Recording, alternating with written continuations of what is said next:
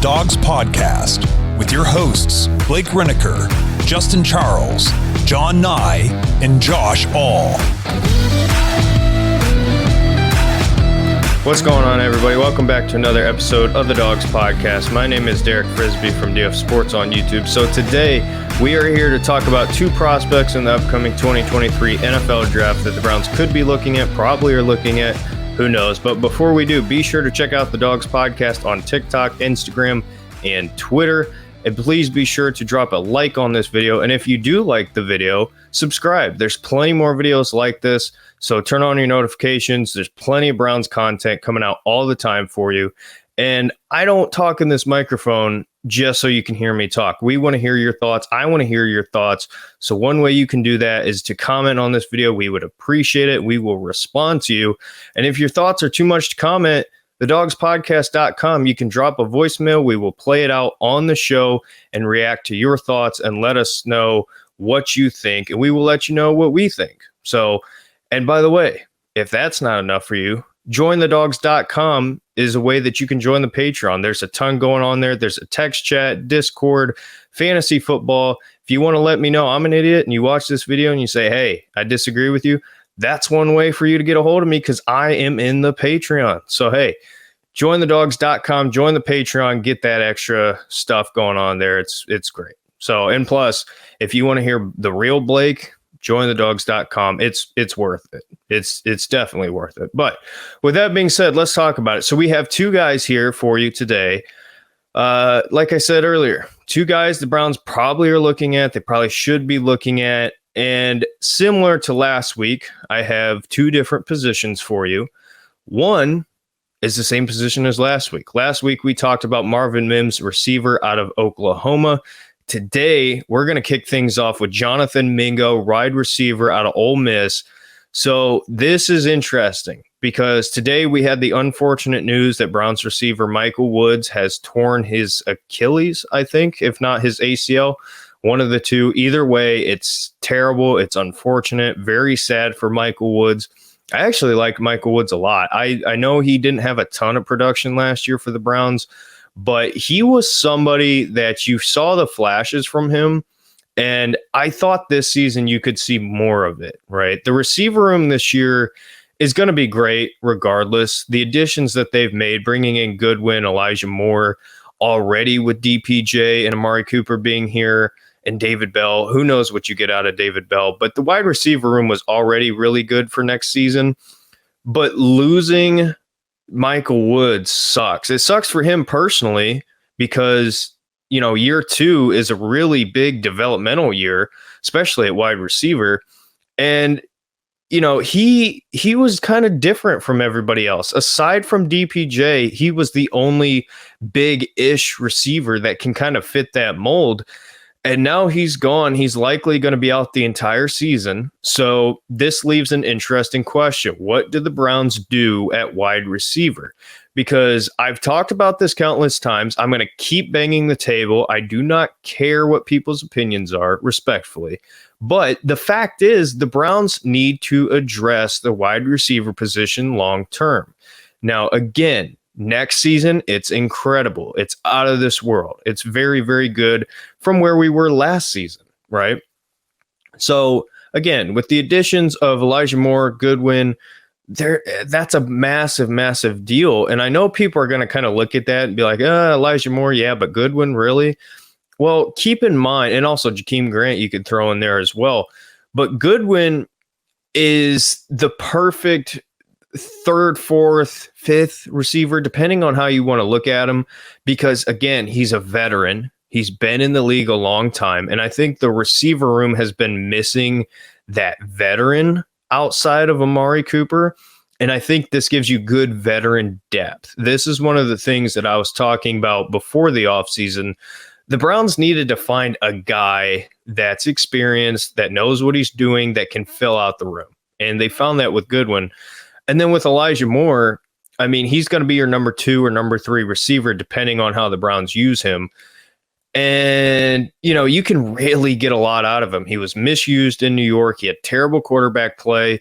So, again, you're going to get a lot out of this wide receiver room. But long term, It is currently Elijah Moore, David Bell, and Michael Woods. Now, with Woods going down today, that kind of leaves a hole because he was already going to be competing for a roster spot.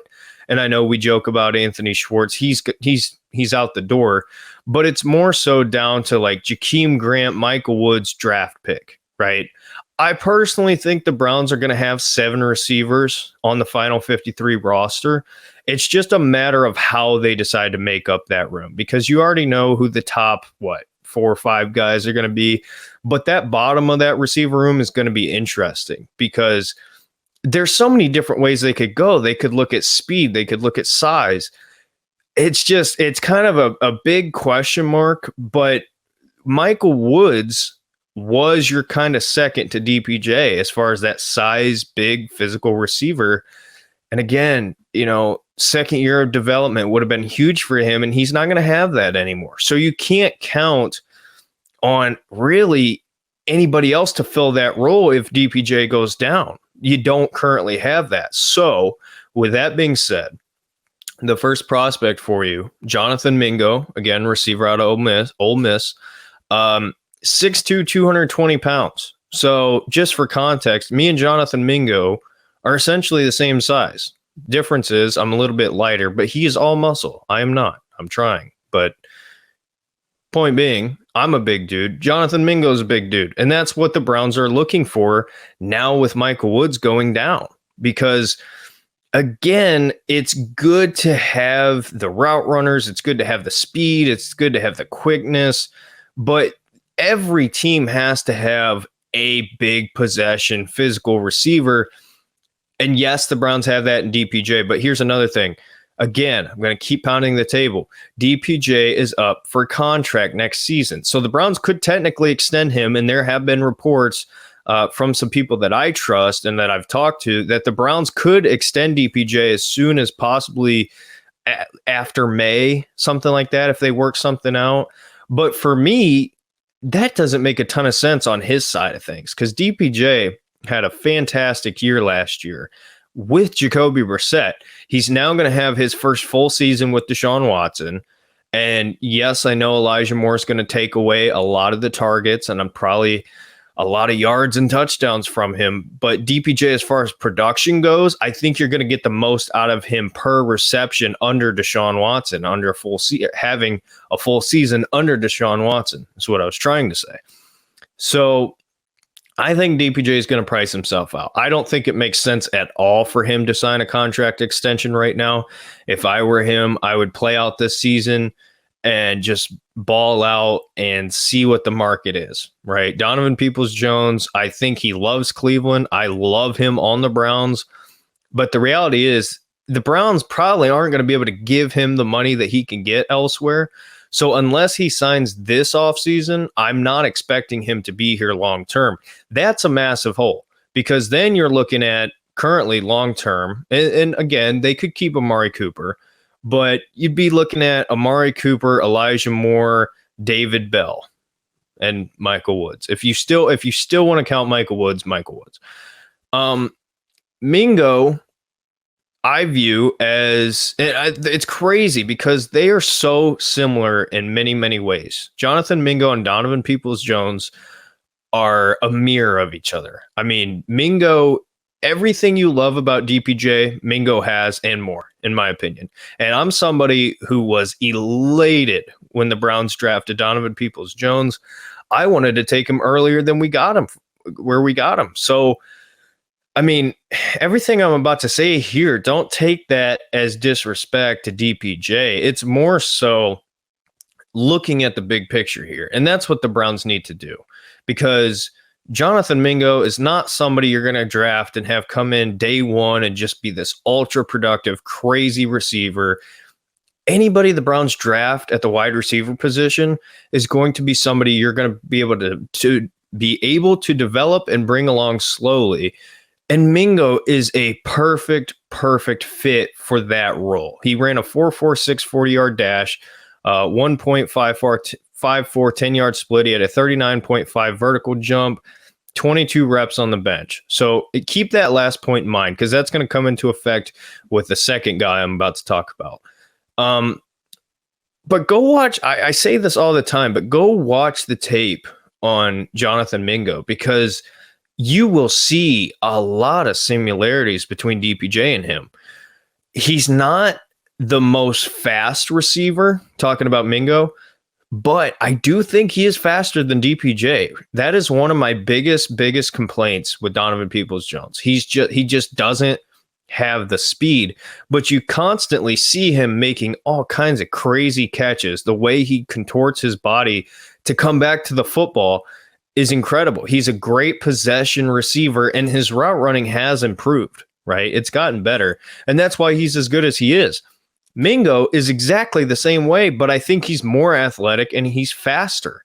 When I turn on the tape and I watch Jonathan Mingo, his route running it's not the best, but it's very calculated, right? He's a calculated route runner. He knows what he's doing. You can see it in his game, determining where the corner's going, just the little things as far as the route running side of things. But what impresses me the most is just at his size, the ability he has to just adjust to the football. It's incredible. It's one of the most fascinating things to watch in the NFL, looking at these big receivers and how they can go up and adjust to where the ball's at and come down with it. Mingo constantly did that in college, and I'm talking big time situations, because for me, I don't judge these college football players coming into the NFL based on playing Akron. And no disrespect to Akron. That's a team that I threw out, right? But watching the tape, you will see highlights against Alabama, highlights against LSU, teams like that. And Alabama specifically really impressed me. There was a play, and I'm not just saying highlights, watch the film in general, but as far as his good moments, there was a play where Mingo was lined up against Pat Surtain, which if you just stopped for a second and said, and I asked you, what's your opinion on Patrick Surtain? You would say one of the best young corners in the NFL, has potential to be probably top 3 corner within the next year or so, right? He has that potential, right? Pat Surtain, Sauce Gardner, those kind of guys are elite as they come. I watched Jonathan Mingo straight up moss Pat Surtain. Just absolutely embarrassed him.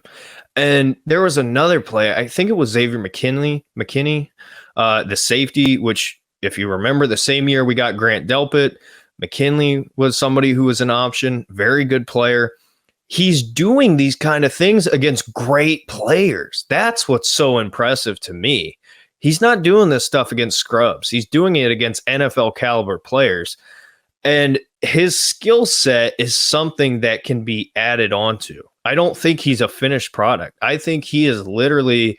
It's crazy. These Ole Miss receivers, A.J. Brown, DK Metcalf, Elijah Moore, and there's others, they come in and they have all the potential in the world, and you see them grow and step up. Elijah Moore, you're going to see that with him on the Browns, in my opinion. Mingo could be that, right? A.J. Brown, DK Metcalf, as great as they were in their first year or so, they've gotten even better. That's what I get so excited about with Mingo here, at his size, at his speed, with his athleticism. And again, the DPJ style, as far as ability to just come down with the football, adjust to the football. Man, if you can get this guy in the room and not count on him year 1 or possibly even year 2, step into a bigger role, just the ability to bring him along slowly and mold him, this is your DPJ replacement. And I think he can be even better than DPJ. He's got all the tools to be better than DPJ. It's going to be interesting. If the Browns add this dude to this roster, it is going to be very, very interesting, to say the least. Because, he's got some weaknesses, but not many. And it's kind of crazy that he's not being talked about, up with some of these other names. Because he's got all the talent. And especially, and again, I'm not going to try to compare him to people. I think that's unfair. But just looking at the bigger receivers in the NFL, your T. Higgins of the world, who have come in and proved that they can adjust to the NFL game and not be the fastest receivers in the world. I don't understand why scouts haven't really circled Jonathan Mingo, because he's got everything. And I would certainly love to see him on the Browns. This episode is brought to you by Omaha Steaks. Spring is in the air, and that can only mean one thing: spring grilling. The steak experts at Omaha Steaks have made it easy to spring into something delicious with their semi-annual sale. With 50% off site-wide, grab all your favorites like perfectly aged, tender steaks, ocean fresh seafood, juicy burgers, incredible air-chilled chicken, and decadent desserts. Plus, when you go to omahasteaks.com and use promo code DAWGS, D-A-W-G-S at checkout, you'll get an extra $30 off your order. It's the perfect way to get fired up and spring into something special. Don't wait. Go to omahasteaks.com. Use code DAWGS at checkout. Take advantage of this deal right now. Omaha Steaks is ready to ship your order right away, and you're going to want to hurry because 50% off site-wide is only happening for a limited time. So don't miss your chance to save big right now. Visit omahasteaks.com. Use code DAWGS, D-A-W-G-S at checkout. Get that additional $30 off when you shop their semi-annual sale today. Minimum order may be required. Now, just talking about last week to this week, Marvin Mims, Jonathan Mingo, who do I like more between the two? Either way, I'm going to be elated because both of these guys bring you special traits in different ways. As far as fit goes, I think Mingo makes more sense long-term than Marvin Mims because, again, like I said last week, you already got a similar player in Elijah Moore with Marvin Mims. Mingo, you don't have that guy long-term wise, right? Again, DPJ, yes, but I'm treating this as more so you move on from DPJ, replace him with Mingo. He'll be ready. You can develop him, and he'll be ready in that second year to step up into a bigger role. I think it's a great fit. I really do. And I think his skill set matches very well with Deshaun Watson. Because, yes, he had Matt Corral in college, and Matt Corral was a great college quarterback, but nothing compared to what he would have with Deshaun Watson. So, again, wrapping up, because I don't want to keep repeating myself here. Oh, and another thing I have written down. By the way, when you see me looking down, I have notes here. So, good blocker is a very underrated side of this, right? Because as much as the Browns are probably going to change to a more passing offense, it doesn't hurt to have guys at receiver who can block downfield. And Mingo is one of those guys. So who knows? I mean, again, the receiver class this year is crazy. I mean, there's all kinds of depth. And it's funny how it's being talked about because I've heard people say this receiver class is not as good as last year. It's kind of down this year. I couldn't disagree anymore. The difference is you don't have Chris Olave, Garrett Wilson, Drake London, all those top guys. I'm trying to think, Jahan Dotson. You don't have that top elite part. Like you really just have Flowers, Smith-Njigba, and Jordan Addison, who I love, don't get me wrong, but the real talent and the real depth at wide receiver is between your second, third rounds. It's stacked. There's a ton of names. We could sit here for hours and talk about the different receivers the Browns could bring in. But Mingo is a guy that is kind of being projected to go somewhat late. If the Browns can snag him, that would be incredible, in my opinion. So, again, let us know what you think. Let me know what you think. But watch his tape, right? And more so, as far as, interaction here, I want to know if you guys see the similarities between DPJ and Mingo like I see. Because personally, that's what intrigues me the most about Jonathan Mingo, right? Because I think you've already seen a guy similar to him and how he could fit in the offense. And he's got some more traits that could really take him to the next level. Now, as far as concerns, just real quick, I am a little bit concerned about the speed. But again, it's nothing I'm really going to overreact to because we've seen guys be able to be good without it. So, and I'm not talking without speed, just without that game-breaking crazy speed. So this dude is fun. This dude would be really fun to have on the Browns. So I'll leave it at that. The next guy I want to talk about here is going to be a little bit different.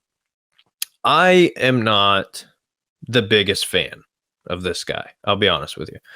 And that's Gervon Dexter, senior, out of Florida, defensive tackle. He's 6'6", 310 pounds, 4.88 40-yard dash. He put up 22 reps in the bench press. Now, I told you keep that in mind because Jonathan Mingo also put up 22 reps in the bench press. Do you want your receiver to put up, or I should say, do you want your defensive tackle to put up the same reps on a bench press as your receiver? Probably not. That's not a great sign. So it's really interesting to me because Gervon Dexter is not, he's got a lot that I like, but there's a lot that I don't like. It's a very unique situation with a player because normally I really like a guy or I don't like him at all, right? That's just kind of how I look at the draft. Dexter, I'll be honest, I haven't made my mind up on him yet. So there's a lot to like. There's a lot to not like. So let's start off with the good. His run defense is out of this world. It is incredible run defense. If you turn on the film, that is literally like he's a monster. He's a run defender through and through. Dalvin Tomlinson style, as far as like that is his skill set, right? And the Browns have really struggled in run defense. So Dexter makes a lot of sense from that standpoint. It makes a lot of sense to bring in a guy whose number one skill set was your number one problem last year. But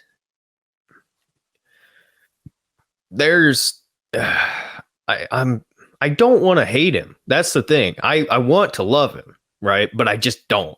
I don't think he's that great. His pass rush is atrocious. It is not good at all. Not good. He's very slow at the snap of the ball. That is the first thing I noticed when I turned on his film.